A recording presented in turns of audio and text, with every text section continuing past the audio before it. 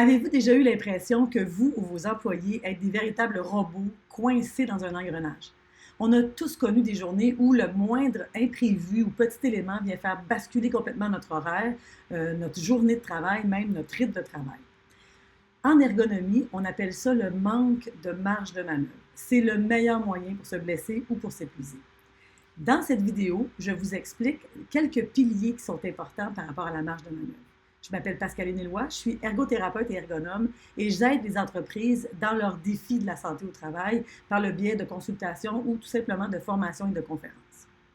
Donc, la marge de manœuvre, ce n'est pas seulement avoir du temps. La marge de manœuvre, c'est un espace de régulation où est-ce qu'un travailleur peut choisir comment il va s'y prendre, comment il va aborder le travail qu'il a à faire, toujours dans une optique de rester en équilibre entre l'objectif de production et sa santé.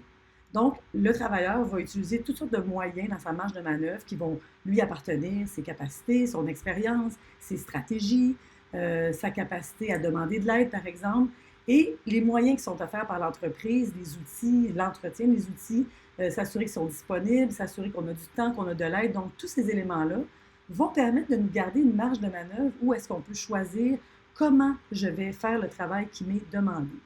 La marge de manœuvre, elle influence pas seulement nos ressources personnelles, mais elle influence aussi les ressources organisationnelles.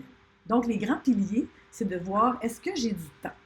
Est-ce que je peux varier mon rythme de travail, aller récupérer un peu de temps pour faire certaines tâches ou certaines étapes?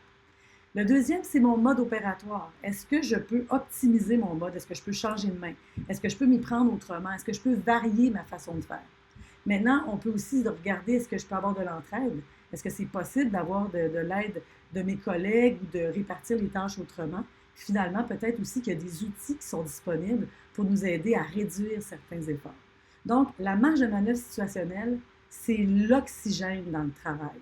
Donc, en redonnant un peu cet air-là, un peu d'agir aux travailleurs, ça permet de rester davantage en santé et en équilibre entre l'objectif de production et la santé. Donc, est-ce que vous êtes prêts à desserrer les taux un petit peu?